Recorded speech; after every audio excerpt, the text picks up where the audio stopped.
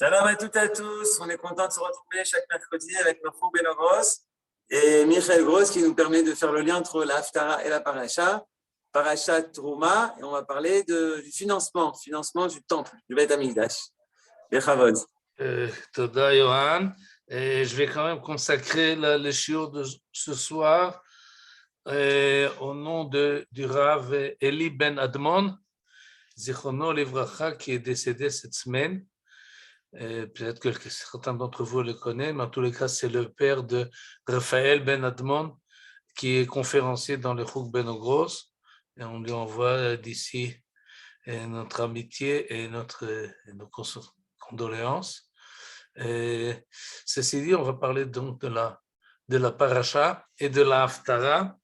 Et essentiellement, évidemment, dans la paracha, on commence à nous décrire la construction du Mishkan, qui va prendre 4, et même plus que 4 parashiot jusqu'à la fin du livre de Shemot.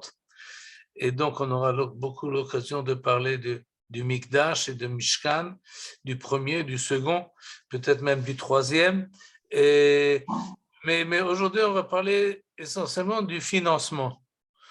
Comment est-ce qu'on finance la construction du Mishkan et du Mikdash, et comment est-ce qu'on organise la collecte ou la participation? Comment est-ce qu'on paye tout ça? Parce que c'est cher, et on veut que ce soit cher, on veut que ce soit riche.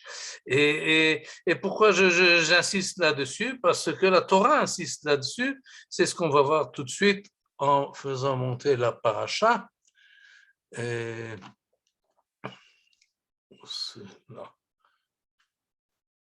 Non, je ne trouve pas. Enfin, là, automatique, c'est peut-être ça. Non, c'est pas ça. Pourquoi je ne trouve pas? Oh non. Enfin là, non, qu'est-ce que s'est passé? Project shoot, c'est pas tout ça. On va essayer ça quand même. Non, c'est évidemment pas ça. Oh là là là là là là. Bon, on va commencer à lire les Teilim, ça aidera peut-être. Oui, peut-être. Essayez. Quel chapitre vous avez choisi? Mima'amakim keraticha. Ah, voilà, très bien. Dites-le encore une fois, peut-être ça va aller. Mima'amakim keraticha. Très bien, maintenant on va faire comme ça. Voilà, share screen. Voilà. Merci, M. Kratianté. Vous voyez, ça a servi. Toda Rabba. Bien fait. Voilà la paracha de cette semaine, Shemot Perek Kafhei, Exode chapitre 25, Vaïdaber Adonai el Moshe lemor, et Akadosh Baruch Hu demande au Bnei Israël, V'yikru li teruma, invite les enfants d'Israël à me préparer une offrande de la part de quiconque qui sera porté par son cœur. On prendra donc quelque chose qui est donné. Oui, Asher yidvenu libo, c'est une expression importante. Son cœur le pousse à donner. Il donne donc de sa propre volonté, de plein gré. Vezot atrouma asher tikru meitam. On va lire quelques versets du début de la paracha. Et la paracha commence. Je vous ai parlé du financement. Voilà comment on finance.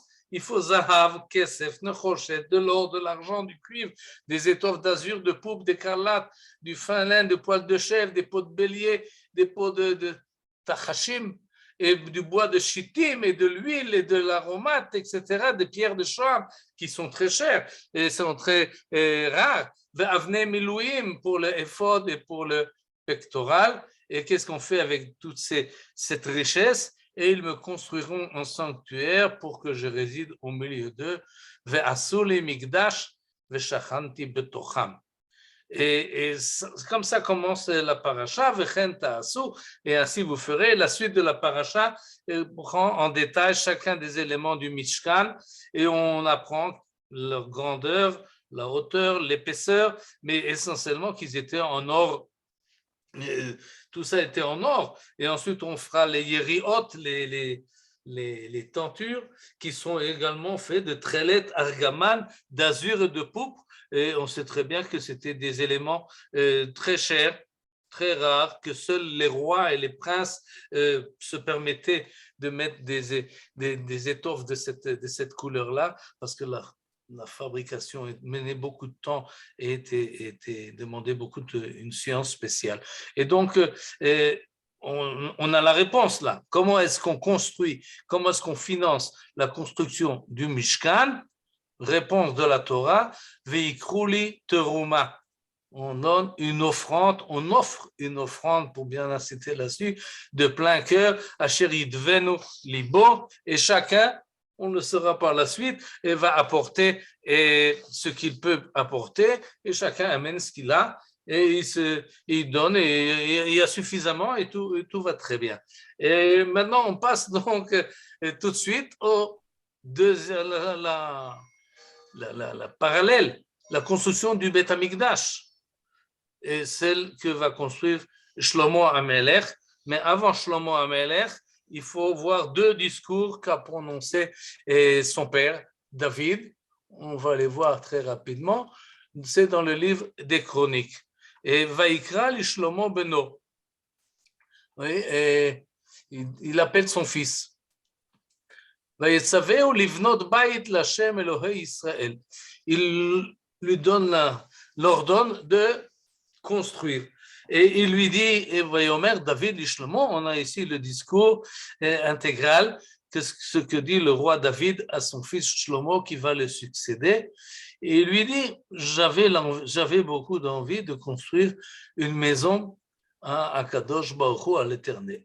Mais il m'a envoyé un prophète, et le prophète m'a dit, on est déjà au verset 8, Dam la rov shafarta, tu as versé trop de sang. Et milchamot gdolot asita, tu as fait trop de guerre.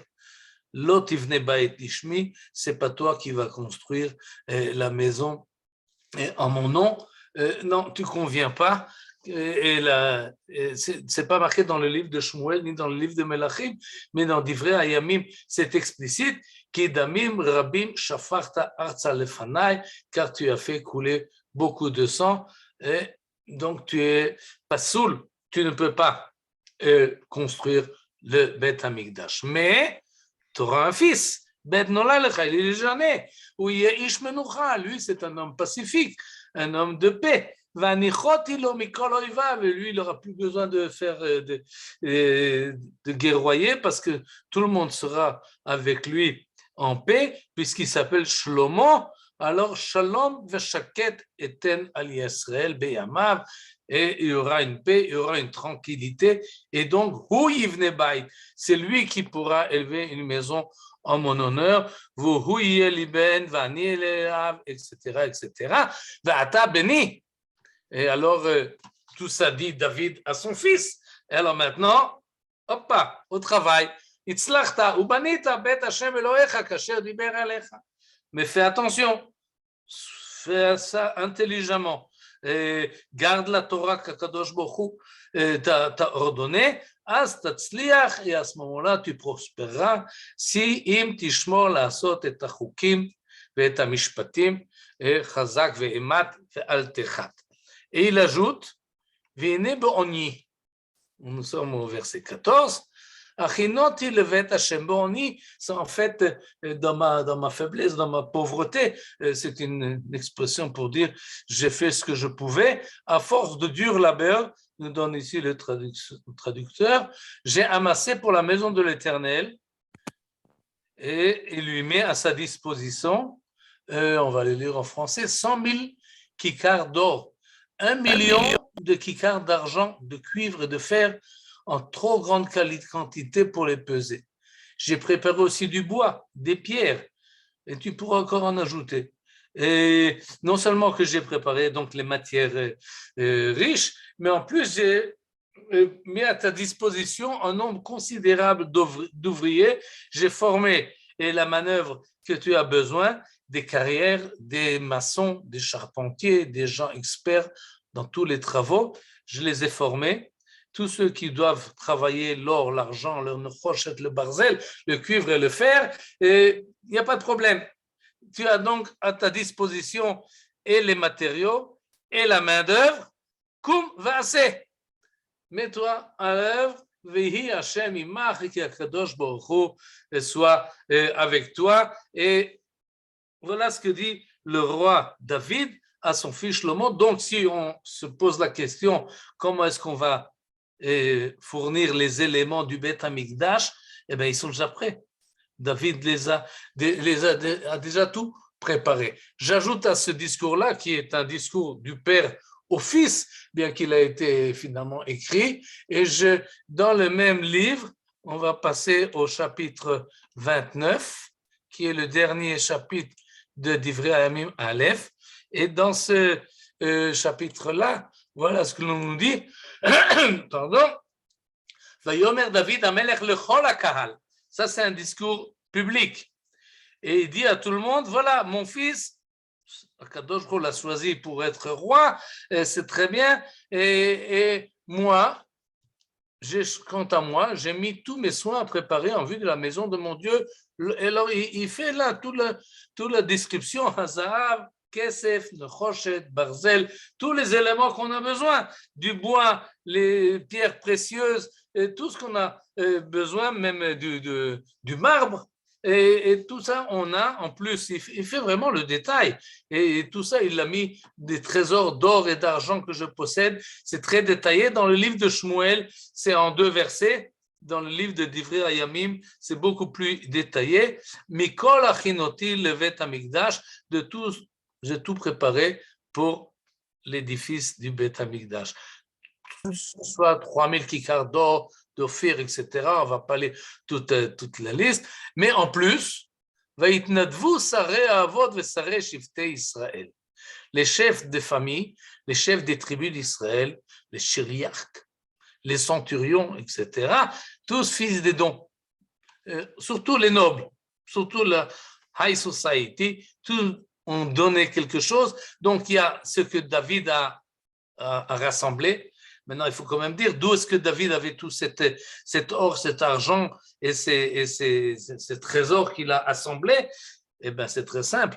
David était un guerrier, il a fait beaucoup de guerres, il a pris beaucoup de butin, et de tous les rois qu'il a conquis tout autour. Et c'est d'ailleurs explicite dans le livre de Shmuel, surtout ce qu'il a pris d'Hadad-Ezer, mais il a pris d'autres, de Moab, de Ammon, de tout le monde. Tout ça, il a rassemblé. Et pourquoi il a rassemblé? Pour construire le Beth Amikdash. Mais en plus, il y a eu une itnadvut des Vaitnadvut, Sarei Avot. Il y a les princes et les responsables qui ont aussi donné de ce qu'ils avaient. Vaitnu l'avodata Elohim, et ils ont amené tout ça pour le travail, pour la construction de la Beta Elohim, de la maison de l'Éternel. Vaïsmechu Ha'am, je saute au verset 9, et le peuple était très content. Alit Nadvam se réjouit de ses libéralités, car c'est de bon cœur qu'elles étaient faites à l'Éternel, qui belev shalem. Oui, benidvut lev, itnadvu l'Hashem, vegam David Amelech, samach simcha gdola. Et tout le monde est donc très content. Le passage suivant, on le dit tous les jours dans la tfila avant Shirat Hayam. Et donc ça c'est pour l'introduction. C'est-à-dire, lorsque Shlomo va maintenant à la 4e année de son règne, va commencer à s'occuper de la construction du Beth Amikdash, en fait, il a tout un trésor qui est à sa disposition et il suffit maintenant d'utiliser tout ce que David avait préparé pour construire maintenant le Beth Amikdash. Alors, on va passer à notre Haftara. C'est dans le livre des Rois, chapitre 5. Voilà le titre, mais on ne commence pas dès le début. On va y revenir tout de suite au début du chapitre. Ça commence au verset 26. Et voilà. On comprend pourquoi ça commence au chapitre 26, verset 26. D'abord, il y a une paracha. Oui, d'après la Massoret, ça commence ici un nouveau passage. Mais en plus, ça commence bien. Va'Hashem natan chokhma li Shlomo kasher diber lo. Le Seigneur avait donné la sagesse à Shlomo, comme il lui a dit, comme dans les fameux rêves, qu'il lui a demandé qu'est-ce que tu veux comme cadeau, et il n'a pas demandé longévité, il n'a pas demandé la force, mais il a demandé l'intelligence de pouvoir régner sur le peuple d'Akadosh Baruch Hu. Et très bien, et il a reçu, c'était quelqu'un d'une grande sagesse. Vayi Shalom ben Hiram ou ben Shlomo, et il y avait paix entre lui et Hiram, et ils ont même fait une alliance. C'est les termes de cette alliance-là, c'est ce qui est marqué dans les versets précédents. Donc, il faut quand même revenir un peu en arrière, parce que Shlomo avait pris ses devants et il se disait, j'ai besoin d'arbres. Il semble que de tout ce que son père avait préparé, oui, et qui est d'ailleurs rappelé ici au début du chapitre, c'est Shlomo qui le rappelle à Hiram. Il dit, mon père m'a dit qu'on va construire le Beth Amikdash et je vais maintenant le faire, mais j'ai besoin d'arbres. Or, toi, tu es au Liban, tu as des arazim, tu as des cèdres, alors bevakasha, produis-moi ce que j'ai besoin. Non seulement tu as les arbres qu'il faut, mais tu as aussi les gens qui sont habiles à couper les arbres comme ils savent, ils s'y connaissent en arbres, et donc il passe sa commande. Et lorsque Hiram a entendu cela, il était très content. Vaïsmach me'od. Baruch Hashem. Il dit Hiram, évidemment, il fait une bonne affaire et il va maintenant pouvoir remplir ses caisses. Asher Natan le David ben Chacham. Et bon, alors il dit oui, j'ai très bien compris ce que tu voulais, et je vais le faire. Mes serviteurs vont couper les arbres, ils vont les amener jusqu'à la mer. Dans la mer, on va les faire circuler sur des radeaux. Et toi, là où tu vas me dire, tu vas le transporter là où tu veux construire la maison de l'Éternel que tu veux faire. Et finalement, Vayi Hiram noten li Shlomo atse arazim vatse broshim kol chevtso. Il lui a fourni tous les bois qu'il avait besoin en cèdre et en cyprès. Et qu'est-ce que Shlomo lui donne en contrepartie? Shlomo natan le Hiram 20,000 kor chitim. Pour l'entretien de sa maison, 20 000 corps de froment et 20 000 corps d'huile d'olive. Ces éléments-là, on ne les avait pas vus dans la liste de ce que David avait laissé. C'est sans doute que Shlomo a réussi à rassembler une telle somme, et pas en espèces, mais quand même en matière, en huile et en froment. Et ça, c'est le brit. OK, on peut continuer. Maintenant, on sait comment ça fonctionne. Shlomo paye à Hiram pour avoir la matière première que son père ne lui a pas laissée. En plus, on passe au verset 27. Vaya la Melech Shlomo mas. Le roi Salomon leva un contingent sur la totalité d'Israël. Un contingent, mas aujourd'hui, c'est un impôt qu'on paye à l'État et on paye en monnaie. Mais là, quand on parle de masse, ce n'est pas un impôt en monnaie, ce n'est pas de l'argent qu'il faut fournir, mais c'est de la main-d'œuvre qu'il faut fournir. C'est un contingent de personnes qui compte 30 000 personnes, 30 000 hommes qu'il faut maintenant mettre au service de Shlomo. Ça, David n'a pas préparé non plus, et évidemment, il ne pouvait pas. Et donc, sur l'ensemble du peuple juif, 30 000 hommes sont maintenant à la disposition. Et qu'est-ce qu'on va en faire? On va les envoyer au Liban et ils vont régler tout ce processus d'amener ce qu'il faut faire. Vaishlachem levanona. Et on nous dit exactement comment ça fonctionne. Il y a 30 000 enrôlés, mais ils ne sont pas sans arrêt au travail. Un mois, ils travaillent, 2 mois, ils sont à la maison. Et comme ça, à tour de rôle, sur les 30 000, il y a toujours 10 000 à la disposition de ce projet-là. Et il faut savoir que ces personnes-là, d'abord, il faut les nourrir, évidemment. Pendant le mois qu'ils sont au Liban, il faut les nourrir, mais ils ne sont pas payés. Oui, c'est un masse, c'est un impôt, impôt en heures de travail. Imaginez que à peu près 4 mois par an, ces gens-là doivent travailler pour l'État, pour le royaume, sans être payés. Et non seulement qu'ils ne sont pas payés, mais qui c'est qui va faire le travail chez eux à la maison? C'est-à-dire, c'est une lourde charge qui sans doute qu'à 10 000 personnes ou 30 000 personnes même, c'est important. Et en plus, on nous dit, va Adoniram à la masse. Il y a quelqu'un qui a été nommé pour réger tous ces milouim, toutes ces convocations, qui c'est qui vient pas, qui c'est qui viendra le mois prochain, comment est-ce qu'on les transporte de là où ils sont jusqu'au Liban, comment est-ce qu'ils y vont, comment ils reviennent. C'est toute une logistique qu'il faut organiser, non seulement qu'il y a ces 30 000 personnes, mais il y en a encore plus. Vaïli Shlomo, je suis au verset 29, Salomon employa 70 000 hommes pour porter des fardeaux et 80 000 pour extraire les pierres de la montagne. Et là, il faut faire une remarque, c'est que les 30 000 dont on vient de parler, qui étaient prélevés donc sur les tribus d'Israël, c'est pas eux qui portaient les fardeaux et c'est pas eux qui extraient les pierres et qui travaillaient dans les carrières. C'est d'autres personnes. Ici, c'est pas précisé, mais ailleurs, c'est oui précisé.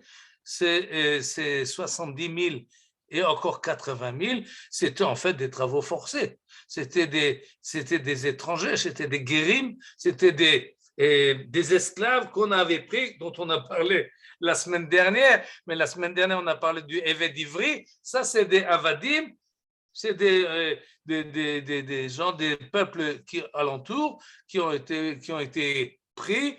Et donc, ils travaillent pour le roi d'Israël, à peu près 150 000 personnes qui font le travail dur. Et eux, ils ne reviennent pas à la maison 2 mois sur 3, ils sont sans arrêt à disposition.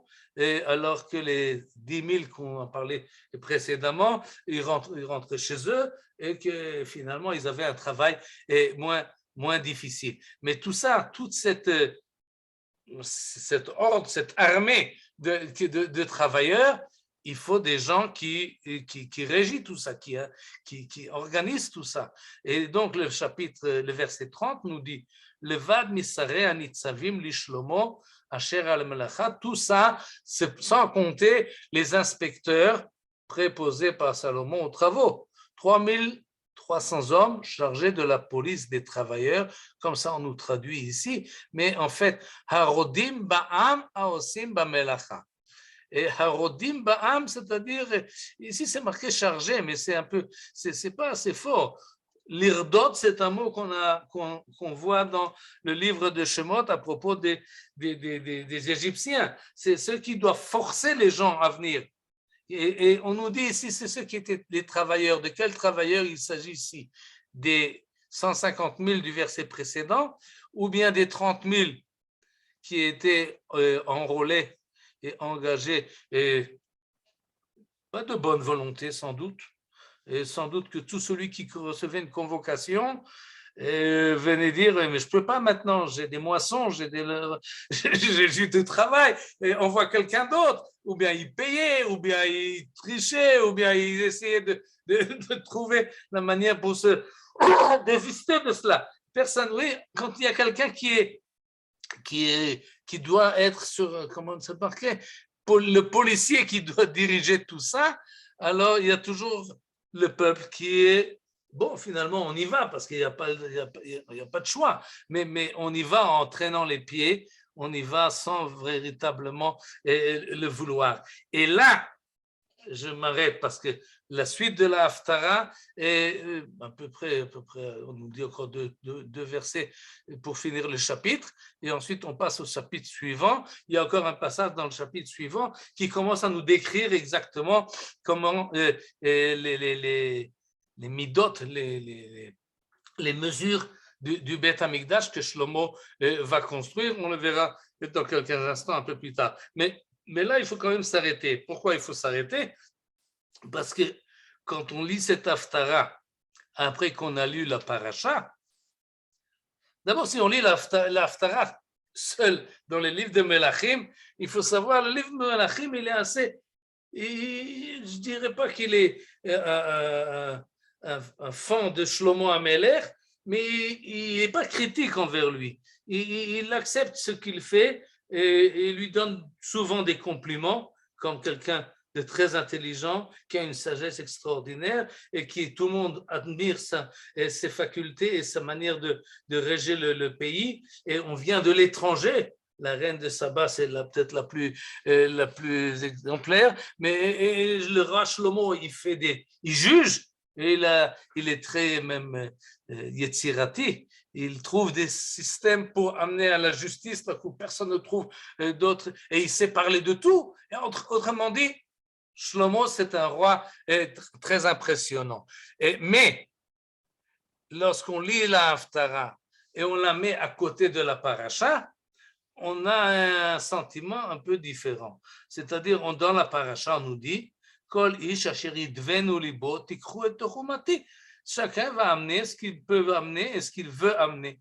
Alors que là, on a un système beaucoup plus draconien, beaucoup plus centralisé, beaucoup plus organisé. Et ce n'est pas volontaire, c'est fixé. 30 000 comme ça, 70 000 comme ça, 80 000 comme ci. Et il y a des gens qui sont chargés pour cela. C'est un manganon, un système que Shlomo a organisé, qui a mis sur pied, et dans les chapitres précédents, on nous dit exactement comment est-ce que Shlomo règne, et il règne d'une main forte et d'une main efficace. Il a des nitzavim, comme c'est marqué ici. Ça, c'est les nitzavim c'était des hauts fonctionnaires qui sont nommés pour les travaux de la construction du Beth Amikdash, mais il y a également des nitzavim, des fonctionnaires pour chaque région d'Eretz Israël, à peu près selon la répartition des tribus, et c'est régionalisé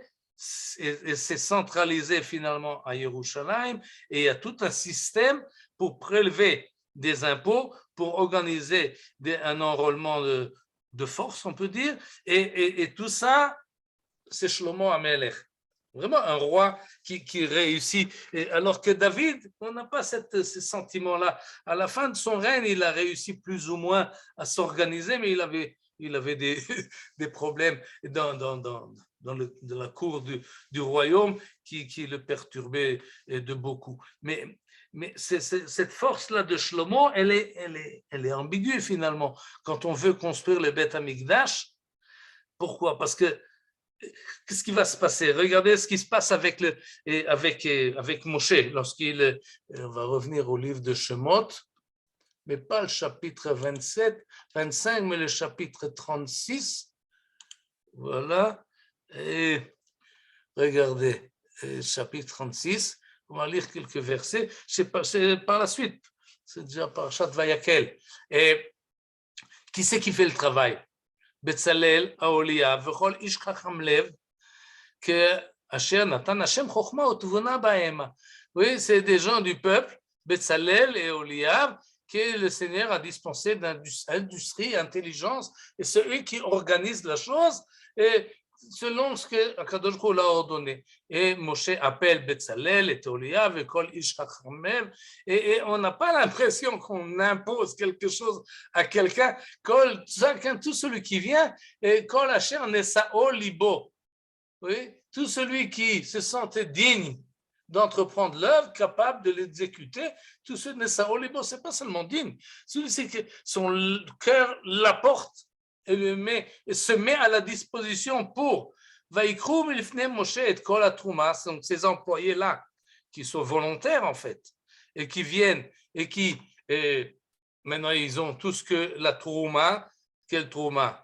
Trouma du chapitre 27, c'est ce qu'on a lu précédemment, tout ce que les Bnei Israël sont amenés, et ils ont amené baboker, chaque matin, arrivé encore et encore, arrivent donc maintenant tous les artistes qui devaient travailler, et ils regardent ce qu'ils ont à leur disposition, et ils disent à Moshe, il y a trop, le peuple fait surabondement d'offrandes, au-delà de ce que exige l'ouvrage de l'Éternel, alors il fallait faire sur l'ordre de Moshe, faire passer une proclamation, ça suffit, n'amenez plus.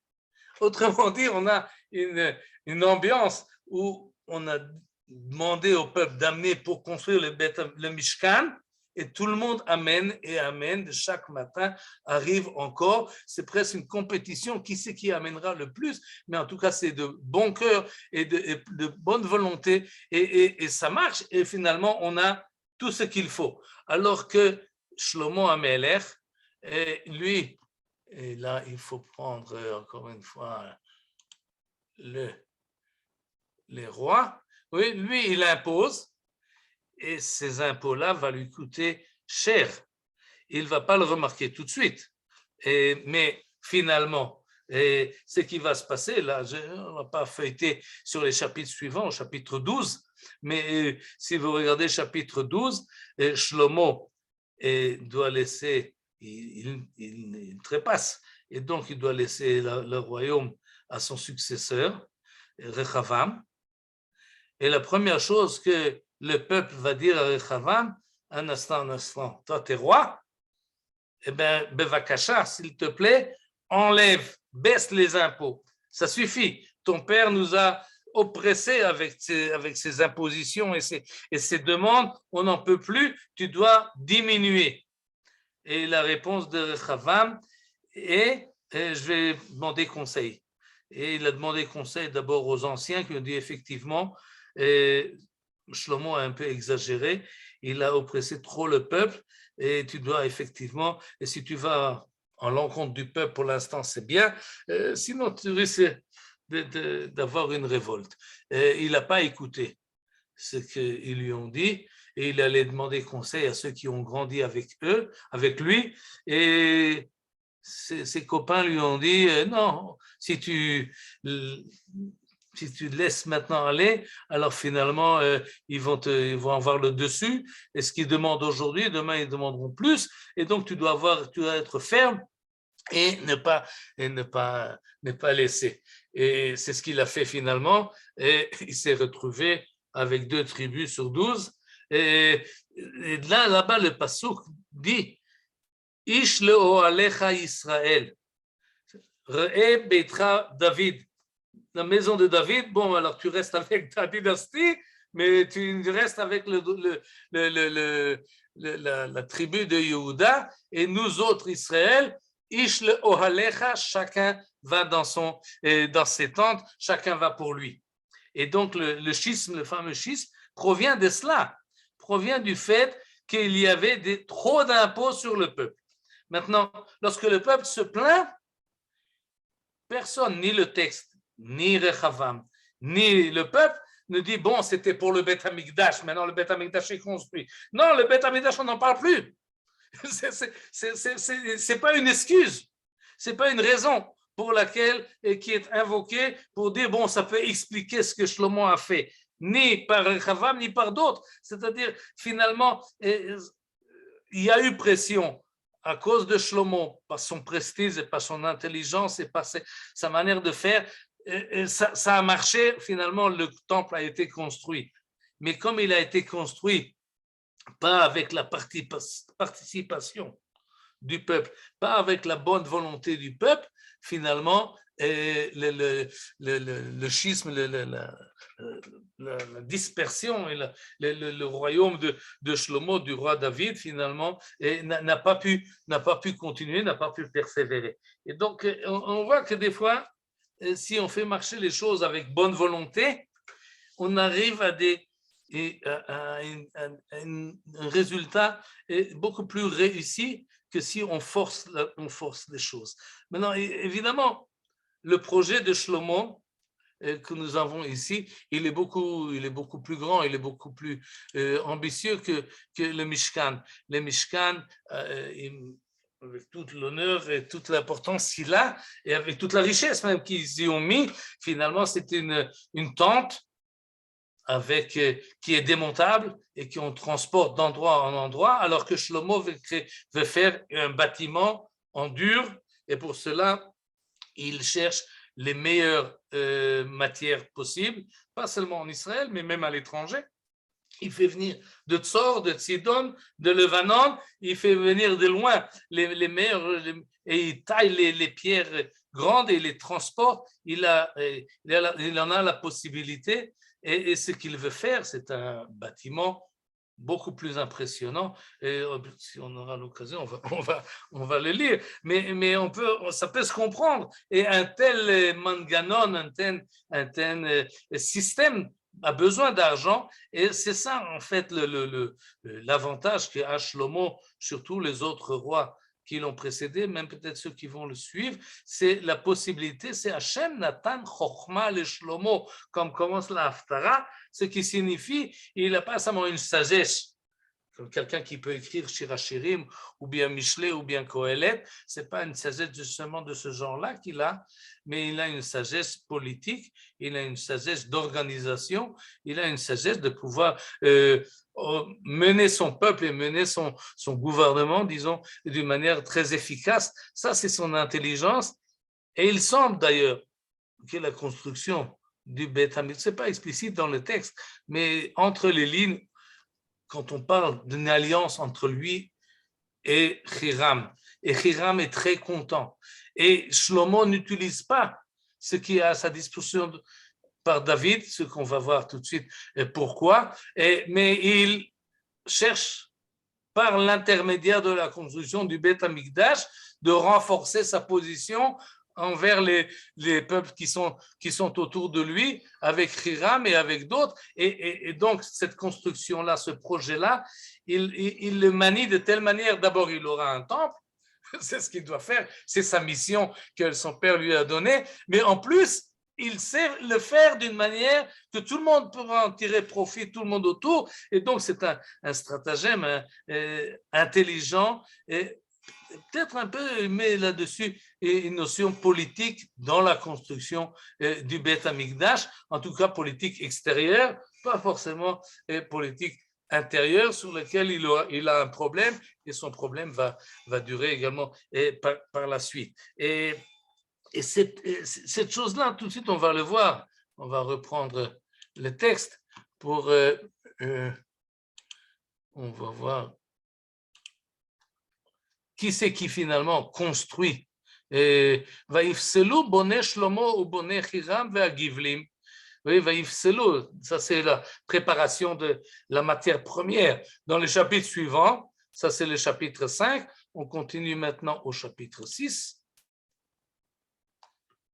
Et on nous dit la chose suivante, on nous donne la date, ce qui est important, ce fut 480 ans après le départ des Israélites du pays d'Égypte, dans le mois de Ziv. Le mois de Ziv, c'est le deuxième mois, c'est-à-dire ce que nous appelons le mois de Iyar, à la 4e année du royaume, de la royauté de Shlomo, Vayiven Abayit Lashem, il a construit.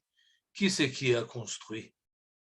Le verset suivant nous dit explicitement, Va'abayit asher bana hamelech Shlomo Lashem. C'est le roi Shlomo qui construit. C'est pas Ve'asu li migdash ve'shachanti betocham. Vous ferez. Non, c'est un projet du roi. Évidemment, le roi représente tout le royaume, mais finalement, et on va le voir dans le texte, c'est très explicite que celui qui construit le Beth Amikdash, c'est Mikdash Shlomo, comme ça s'appelle. Et une remarque quand même sur les 480 ans, et on nous fait la remarque suivante, qu'entre le Mishkan et le premier temple, il y avait 480 ans.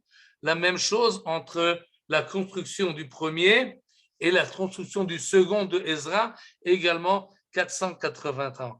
Et cette période de 480, qu'on peut arrondir à peu près à 500 ans, c'est à peu près le rythme que nous avons d'une manière continuelle. Beit Rishon, Beit Sheni, ensuite nous avons 500 ans jusqu'à la rédaction du Talmud Bavli, ensuite nous avons 500 ans jusqu'à la fin de l'époque des Geonim, on passe encore 500 ans et nous arrivons à la Girush Farad, l'exil des Juifs d'Espagne et la fin des Rishonim, et oui, le Shulchan Aruch, et on attend encore 500 ans, et c'est la fin des Acharonim, on arrive à notre époque à nous.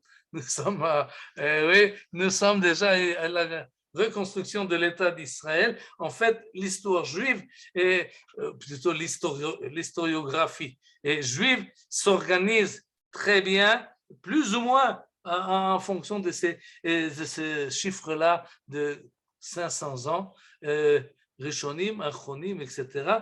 Et ce qui veut dire qu'aujourd'hui, on est plus ou moins la première génération d'une nouvelle époque, et qui n'a pas encore de nom, mais que, si vous voulez, on peut appeler époque de Ikveta de Meshicha, ou bien Mashiach, on va voir par la suite. La suite nous dira. Mais en tous les cas, Abayit Asher Bana HaMelech Shlomo l'Hashem, et là on nous décrit le temple. On ne va pas lire cette description, vous pouvez le voir, mais finalement, Vaïd va Hashem El Shlomo Lemor. Et par ce verset-là, finit la Haftara. Vaïd va Hashem El Shlomo Lemor. Une fois qu'il a construit ce qu'il a construit, Abayit Azeh Asher Ata Boneh, lui dit à Kadosh Baruch Hu, cette maison que tu es en train de construire. Oui? Alors, à condition, si j'y résiderai, si tu te conformes à mes lois, c'est tout de suite conditionné, alors que dans la paracha, ve'asuli migdash, ve'shachanti betocham. Il y a pas, c'est pas conditionné. Ici, c'est d'une manière très apparente. Im telech bechukotai, d'ailleurs, David lui avait dit les mêmes termes. Im telech bechukotai ve'et mishpatai ta'aseh, si tu te conformes à mes lois, si tu obéis mes statuts, si tu as soin d'observer et de suivre tous mes commandements, alors j'accomplirai en ta faveur la promesse que j'ai faite à David, ton père. Veshachanti betor bnei Israël, ça c'est l'expression que nous avons au début de la paracha. Va'asuli migdash veshachanti betocham, veshachanti betor bnei Israël, velo ezov et ami Israël. Et c'est par cette expression-là qu'on aime bien finir une haftara, parce que je n'abandonnerai point mon peuple Israël. Mais c'est conditionné. Et cette condition-là, elle pèse sur Shlomo, et on le sait qu'elle va peser tout le long du Beit Rishon. Et pourquoi on le sait? Parce que nous avons lu les Haftarot de Yirmiyahu de la semaine dernière, de la semaine précédente, et à chaque fois, les prophètes nous disaient, mais ce temple-là que Shlomo a construit, il risque d'être détruit. Et pas tout le monde le croit, mais les prophètes le disent et le redisent. Ça dépend si on se conduit comme il faut, les prophètes que nous avons déjà vus et nous avons lu, ils répètent cela du matin jusqu'au soir. Et cette condition-là, elle pèse comme au-dessus de la construction. Elle dit, cette maison que tu construis, elle est conditionnée. Elle est entièrement conditionnée. Et les chachamim, les mefarshim disent Im telech bechukotai vet mishpatai, c'est en opposition à tout les efforts que tu fais dans ta construction. Tu veux qu'elle soit forte et qu'elle soit solide, mais elle ne tiendra pas par la force et de l'architecture, mais elle tiendra. C'est ça qui va maintenir la chose. Non seulement ce n'est pas la force de la construction qui maintient la maison, mais ce n'est pas non plus le luxe que tu peux y mettre. Et les chapitres suivants nous donneront la liste d'or, d'argent qui a été mis dans cette construction pour que ce soit et de bois. Et tout a été recouvert de bois. Les pierres que nous avons vues qui viennent du Liban, on les a vues écrites. Mais ceux qui rentraient dans le Beth Amikdash ne les voyaient pas, les pierres. Ils étaient entièrement recouverts de bois précieux. Et c'était une maison qui faisait impression et très forte. Mais nous dit ici, le prophète, Akadosh Baruch Hu, Im telech bechukotai vet mishpatai ta'aseh. Pas le luxe, pas la beauté de la maison va pouvoir maintenir la chose, mais uniquement ton comportement. Maintenant, il faut savoir que les Chachamim nous disent, qui c'est qui a écrit le livre de Melachim? Yirmiyahu Hanavi. Et donc, on peut entendre, c'est un peu, disons, allusionné, mais finalement, oui, cette idée-là qui est l'idée force de Yirmiyahu. Echal Hashem, Echal Hashem, Echal Hashem. Et vous pensez que la maison est là, elle va rester éternellement? Non, im telech bechukotay vet mishpatay ta'aseh. Et donc, semble-t-il, dès le départ, c'était conditionné. Dès la construction, même avant l'intronisation de cette maison, de ce temple, ça a été conditionné. Et maintenant, nous avons encore deux choses à résoudre. Pourquoi, si David a préparé tellement de matières précieuses, pourquoi est-ce que Shlomo HaMelech ne l'a pas utilisé? Et pour cela, je passe au chapitre suivant, au chapitre 7. Le voilà, chapitre 7, au verset 51. On nous dit la chose suivante. Vatishlam kol hamelacha. Tous les travaux entrepris par le roi Salomon. Vous voyez, Asher asa hamelech Shlomo. C'est toujours, quand on parle du temple, Vayas Shlomo, Vayanach Shlomo. C'est toujours relaté au roi. Asher asa hamelech Shlomo bet Hashem. Tous les travaux ont été faits. Et à ce moment-là, le texte nous rappelle Vayaver Shlomo et Kodshe David Aviv. Salomon réunit les legs pieux de David, c'est-à-dire tout ce que nous avons vu dans le livre de Divrei Hayamim. Là, c'est marqué en raccourci. Et ta kesef, et ta zahav, et ta kelim, Natan be'otzrot bet Hashem.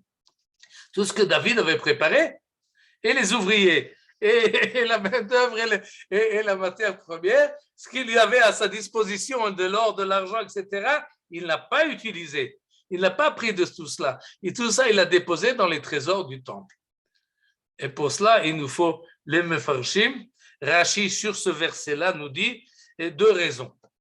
La première, Rashi nous dit, c'est que, il cite un Midrash, Chachmei Israël Omrim, comme ça dit Rashi, les sages nous disent la chose suivante, c'est que l'argent que David avait ramassé, une partie a été donnée de bon cœur, mais une partie a été prise shalal, a été pris comme butin, et comme on l'a dit, des ennemis d'extérieur.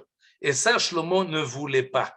Et il ne voulait pas parce que ça l'a fait mal. Et peut-être à cause de problèmes politiques. Et d'après le Midrash, pas seulement, mais parce qu'il envisageait que peut-être arrivera un jour où le temple sera détruit. Et qu'est-ce qu'ils vont dire tous les peuples autour? Mais évidemment, ton temple, il ne tient pas. Parce que tu l'as pris, tu l'as construit avec de l'argent volé de chez nous. Alors évidemment, ça ne peut pas tenir. Et contre cet argument-là, pour éviter cet argument, Shlomo n'a pas voulu prendre l'argent de David.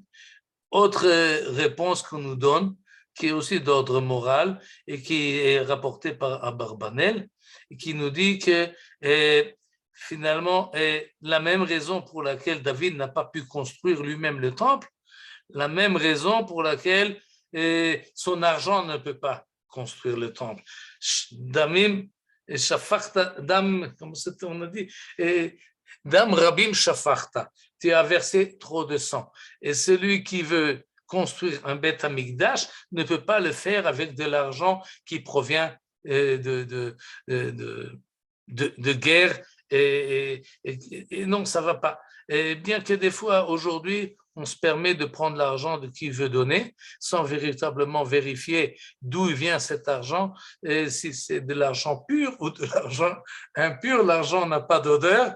Et non, d'après les textes et Masoret Israël, il faut éviter ce genre de piège. Il y a encore une autre raison, aussi rapportée par Rashi, par les Chachamim. Et pendant le règne de David, il y avait 3 ans de famine, où il n'y avait pas à manger. Et tout d'un coup, on trouve chez le roi David de l'or, de l'argent, de cuivre, tout un trésor. Si on utilise ce trésor-là pour construire le Beth Amikdash, viendront certains et diront, si tu avais tellement d'argent, pourquoi tu nous as laissé mourir de faim? Tu ne peux pas construire le Beth Amikdash si tu n'as pas fait attention d'abord que ton peuple soit rassasié. Ishtachat gafno ve ishtachat te'enato. Et pour ces raisons-là, ça c'est raisons que rapporte le Chachamim sur ce verset 51 qui est vraiment qu'il faut remettre dans le contexte. Mais je vais finir avec des sources. Attendez, comment est-ce que je fais ça? Il faut d'abord que voilà, stop share, et je vais le remettre sur un autre texte. Les voici. Comme c'est un peu long, je vais les dire en raccourci. Le premier nous dit la chose suivante, c'est un midrash sur le verset Se'u she'arim rashechem, le pasuk de Tehilim, que peut-être Ariel voulait dire au début, il a choisi un autre chapitre. Se'u she'arim rashechem, d'après le midrash, c'est une phrase qui a été dite par Shlomo Ameler lorsqu'il vient et il veut faire rentrer l'Arche Sainte dans le temple qu'il a construit. Alors il dit, ouvrez vos portes pour laisser rentrer l'Arche Sainte. Et les portes restent fermées. Et il répète, et les portes restent fermées. Quand est-ce que les portes ont accédé à s'ouvrir? Lorsque le Shlomo Amelech a dit, le man zachra lechasdei David avdecha, lorsqu'il a mentionné le nom de son père, bavur David avdecha, al tashev pnei meshichecha, au nom du roi David, ouvrez pour le roi David.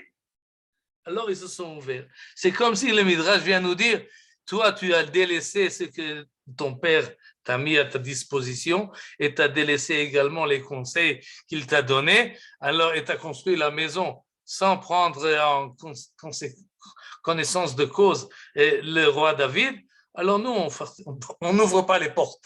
Et pourquoi tout cela? ולמה נסתער שלמה כל כך? על ידי שנתגאה ואמר בנו בניתי בית זבולך, je t'ai construit, comme ça a dit le roi Shlomo lorsqu'il fait son discours d'intronisation, d'inauguration du Beth Amikdash. Voilà, j'ai construit la maison du Beth d'Akadosh Baruch Hu. Tu as construit, rabaisse un peu ton nez et ne te permet pas c'est pas un projet du roi, ça doit être un projet de tout le peuple. Et on va finir avec le Sforno, Rabbi Ovadia Sforno, Chacham Italki, un Chacham d'Italie du XVIe siècle, qui nous dit la chose suivante dans Parashat Pekudei. Parashat Pekudei, on nous fait la liste de tout le financement du Mishkan. Et alors, il nous dit la chose suivante. On reçoit toute la liste.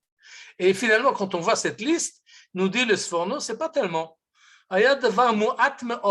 C'était très peu par rapport à la Osher Shea Bebait Rishon, qu'on voit dans Sefer Melachim, et il nous cite le chapitre 6, la suite de ce que nous allons dans la paracha. Et ici, on compare la richesse du premier temple à la richesse du Mishkan.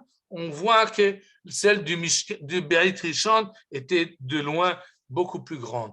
Et encore plus, Binyan Hordus, le Beit Sheni, à la fin du deuxième temple, celui qui a été construit par Hordus, était encore beaucoup plus cher, encore beaucoup plus riche. Ve'im kol ze, nous dit le Sforno, ça veut rien dire. Im kol ze, yoter itmid marek vod Hashem ba Mishkan. Le Mishkan, finalement, n'a pas été détruit. Il a été démonté, mais n'a pas été conquis par des ennemis et n'a pas été brûlé et n'a pas été, on ne sait pas exactement qu'est-ce qui est arrivé avec tous ces éléments, mais finalement, il est resté, il a tenu plus longtemps. Itmid, le Mikdash Rishon, est resté tout le temps du premier temple. Velon irekla le Mikdash Sheni. Ou beze hora. Voilà la conclusion du Sforno. Ce n'est pas la somme que l'on peut mettre dans la construction du Beth Amikdash qui est la raison pour laquelle Akadosh Baruch Hu y réside. Plus on met de l'argent, alors plus l'endroit est Kadosh. Rotse Hashem et Tireav. c'est une idée que le Sforno reprend très souvent, la Gdusha ne se trouve pas dans les pierres, dans l'or, dans l'argent, dans les cèdres du Liban, mais il se trouve dans les personnes qui respectent les Akadosh Baruch Hu et Rotse Hashem et Tireav ou Ma'asehem. Et dans les personnes se trouve la Kedusha et pas forcément dans des maisons, même s'ils ont été construites dans l'honneur d'Akadosh Baruch Hu, et même si on a beaucoup investi, et finalement c'est pas ça et qui compte, et il revient sur la même idée ou un peu différente, un peu plus loin, et il nous dit la chose suivante. Qui c'est qui a construit le Mishkan? Bnei Israël. Entre autres, Betzalel ben Uri ben Hur, le Maté Yehuda. C'est lui qui a fait. Mais qui c'est qui a fait le premier temps? Vaval Migdash Shlomo, Ayu Ovdei Melacha Mitzor. Les ouvriers sont venus de l'étranger. Et bien qu'il y avait la Shrina, finalement, le temple a été détruit. Et il a été il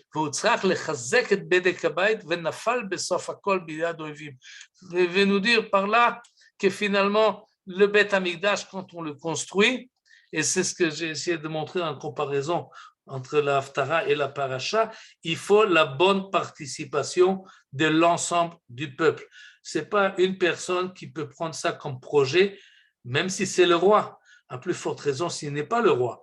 Mais ce n'est pas un projet d'un groupe, ce n'est pas un projet d'une personne, ce n'est pas une partie du peuple qui peut prendre sur lui, mais ça doit être l'ensemble du peuple volontairement et de sa propre initiative et pas forcément, et même si ça coûte un peu moins cher, et même si ça prend un peu plus de temps parce qu'on n'a pas cette organisation tellement forte de celle de Shlomo, finalement, c'est pas ça qui compte dans la construction du Beth Amikdash, et la même chose dans la construction du Beth Knesset et autres, c'est la bonne volonté des participants, c'est le fait que l'ensemble du peuple se sent concerné, c'est ça qui assure la continuité du Beth Amikdash, et c'est ça qui va permettre, Bezrat Hashem, la reconstruction du troisième Beth Amikdash, Bimera Be'ameinu, mais à condition,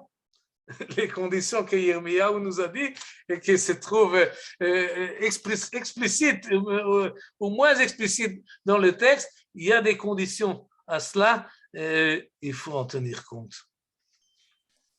Chazakou Baruch, merci beaucoup Michael. Je vais essayer de dire quelque chose dans une autre dimension par rapport à ce que tu as dit à Shlomo. Okay. J'ai pensé à deux choses. La première chose, dans cette paracha de Trouma, justement, on a Nidvat Alev. Ça m'y sort beaucoup en exège. Le fait qu'il donne de bon cœur et il donne de façon volontaire et ce n'est pas obligatoire. Mais d'un autre côté, on a aussi le Machatzit à Shekel. Plus tard, où le Machatzit à Shekel, il n'y a pas une histoire de cœur là-bas, il n'y a pas une histoire de plus j'en mets et plus c'est bien, mais c'est quelque chose que tout le monde doit amener la même somme exactement. Et la différence entre les deux, c'est qu'il y en a un où c'est un choix personnel, je décide d'amener 10 000 euros, 100 000 euros au Mishkan, et l'autre, ce n'est pas un choix humain, personnel, individuel, mais c'est un choix divin, c'est un ordre divin finalement. Dieu, il dit, pour les korban tamid, pour les korban qui sont tous les matins, chacun doit donner un demi-shekel. Et c'est quelque chose qui est d'ordre divin. Alors là, j'essaye de donner une autre dimension par rapport à ce que tu as dit à Shlomo. C'est peut-être pour défendre Shlomo et dire que le fait qu'il va un petit peu imposer ça au peuple, c'est peut-être pour dire ici, il n'y a pas un choix humain, mais il y a un choix divin. Et ça me rappelle aussi, tu connais Michael, c'est quand Dieu il donne la Torah, Kafal et marqué Guidit. Il leur met la montagne sur la tête et le Maharal là-bas explique. Tu les connais mieux que moi, tu sauras l'expliquer mieux que moi.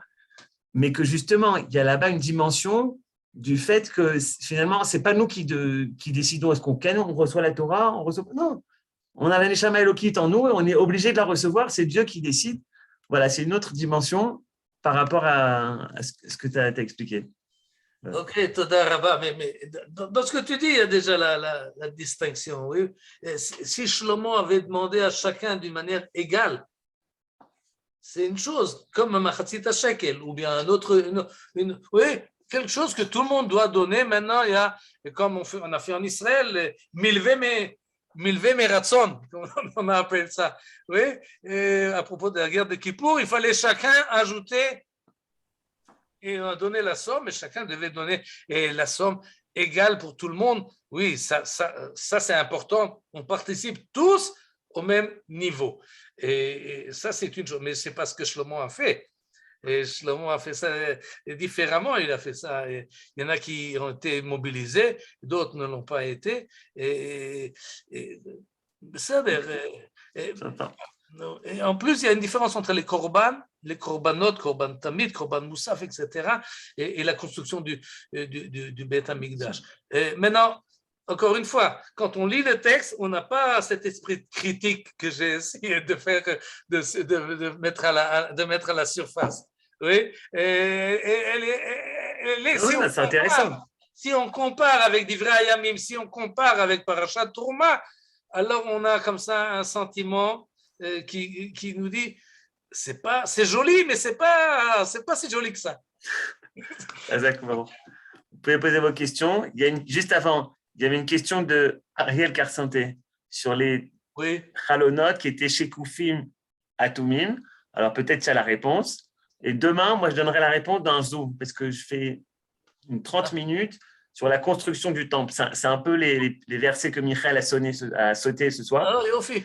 J'expliquerai un petit peu, entre autres ça, mais si tu veux donner l'explication, tu peux déjà, pour que Ariel ne reste pas sur sa faim. Atumim shkufim. Atumim shkufim, ça veut dire c'est à la fois transparent et à la fois opaque. Comment ça peut être les deux? La question est bonne. Et la réponse? Demain. Moi, j'aurai la réponse. On a retrouvé en archéologie, il y a des mefarshim dessus. Bezrat Hashem, demain, j'expliquerai. Autre question? C'est pas une question, c'est à propos de Ophir qu'on avait vu aussi à propos de Shlomo Ameler qui a mis des bateaux dans le Perek Tet, donc de Melachim, comme on avait étudié ça donc en 4e ou en 3e, au lycée Yeshiva. Et donc ils étaient partis en bateau, ils ont contourné l'Afrique et donc ils sont arrivés en Amérique. Et maintenant, j'ai découvert que déjà à l'époque alors là, ils sont passés par la mer Rouge, alors qu'à l'époque du roi David, ils ont dû, sûrement avec les Phéniciens, passer par le détroit les colonnes d'Hercule, je vais pas dire le détroit de Gibraltar, à cause de Djebel Tariq. Donc, et donc, Ophir, c'est l'Amérique, c'était l'Amérique du Sud, où ils ont emmené tout l'or et l'argent c'était la tradition, qu'on avait. Là, c'était ça ce qu'il y avait. Qu'est-ce qu'il y avait encore? Qu'est-ce que j'avais dit aussi? À propos de, moi, je me rappelle aussi c'est la seule chose que je me rappelle par cœur de ça. Je crois que le fils donc du roi Salomon, quand il n'a pas voulu donner les impôts, ça remonte à plus de 50 ans, il a dit Katon tirava mimot meavi. Est-ce que c'est ça? Oui, mais il y a une suite. Il a dit Avi serotremba. Voilà, je me suis toujours rappelé de cette expression-là qui était catastrophique, ces impôts pour la nation d'Israël. Et voilà. Et oui, ce qu'il faut encore ajouter, là peut-être je dois trouver un petit article. Donc déjà à l'époque du roi David, avec la tribu de Dan, ils sont allés en Irlande. Et donc cet endroit s'appelle Tara. Tara, l'endroit des rois. N'est-ce pas, en Irlande? Je ne sais pas sur quoi ça s'est basé, c'est ce que vous nous dites là, qui sont allés en Amérique, en Irlande, etc. Oui, je ne vois pas exactement la logique de la chose, mais... C'est-à-dire, quand ils ont contourné, ils ont été rejetés, n'est-ce pas, sur l'Amérique. Et donc, sauf, en tout cas, nous, on a toujours dit par tradition que ça vient d'Amérique. C'est vrai que l'argent vient d'Amérique, mais l'Amérique du Nord, pas d'Amérique du Sud. Non, parce que le pays des Incas, je parle du pays des Incas. Mais les Incas, c'est plus tard. Je ne sais pas. Bon, non, je vous jure, c'est une retransmission. Moi, je vous rends ce que j'ai. Non, mais ce qui me dérange essentiellement, qu'est-ce qu'on y gagne sur cette interprétation? Disons qu'elle est plausible, ce qui n'est pas sûr. Mais qu'est-ce qu'on y gagne finalement? À quoi ça a fait avancer la compréhension du texte? S'ils sont allés… Non, de l'origine, juste une partie, non, ça c'est sûr. Comme a dit ici Madame Yoel Ami, à propos au début, quand tu as commencé à parler, elle a dit si c'est le butin, c'est pas bien, et par la suite, n'est-ce pas, tu as dit, il n'a pas voulu toucher ça à cause du sang. C'était ça le problème que Yoel avait C'est ce que dit le Midrash, c'est résolu. Oui. Oui.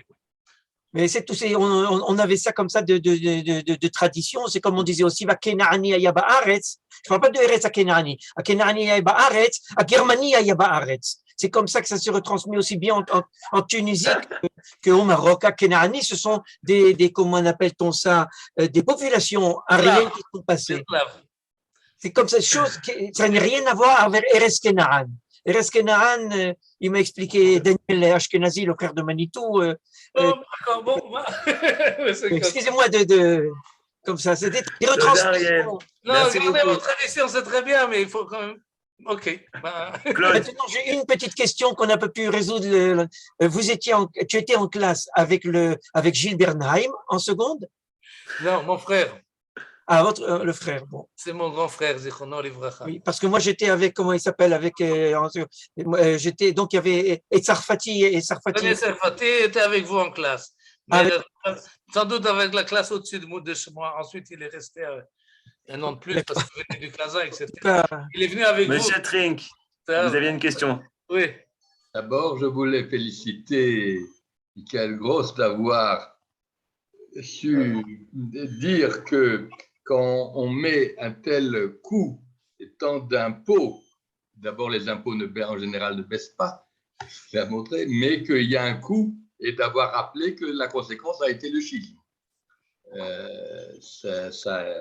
Cette prolongation historique donne une image plus complexe de Shlomo que celle qu'on transmet traditionnellement. Alors, je voudrais revenir sur cette notion de masse au début, qui est au verset 27, que vous avez à la fois l'impôt, à la fois le contingent humain, et pour certains, les choses vont encore plus loin. Vous avez parlé des 70 000, c'est qu'en fait, on considère que Salomon, il a rétabli l'esclavage, il a rétabli un travail forcé des Hébreux en les envoyant au Liban même, et que donc il s'était affranchi un peu, de certaines règles de liberté, et on parle que c'est 480 ans après la sortie d'Égypte. Il y a 480 ans après la sortie d'Égypte, on revient à un système qui rappelle la servitude. Là, vous êtes, à mon avis, trop sévère. Et quand vous parlez des 70 000 que vous dites ce ne sont pas des Hébreux, ça, d'où vous sortez d'où sont-ils de toutes ces masses? Non, je vais vous le chercher. Alors, non, il y a un verset qui confirme la chose. Qu'il y avait ils appellent ça guérim. Mais enfin, c'est surtout l'histoire du changement du statut donné aux Hébreux. Non seulement ce n'est plus volontaire, c'est forcé. Oui, ça c'est très apparent. Imposé. Oui. Mais esclavage, il semble que non, puisque dans les 30 000 n'étaient certainement pas des esclaves, puisqu'ils pouvaient revenir, ils étaient spécialisés dans un travail pour une mission spéciale. Les 70 et les 80 autres, oui, ils avaient un régime beaucoup plus dur. Je ne pense pas que c'était des Bnei Israël. D'abord, ça va à l'encontre de la Torah, comme on a vu la semaine dernière. Et non seulement ça, mais dans les réclamations, ça n'apparaît pas. Et ce n'est pas cela qu'il ne parle pas de Avdout, il ne parle pas d'esclavage. Enfin, le mot masse, pas besoin d'être trop sévère. est très intéressant.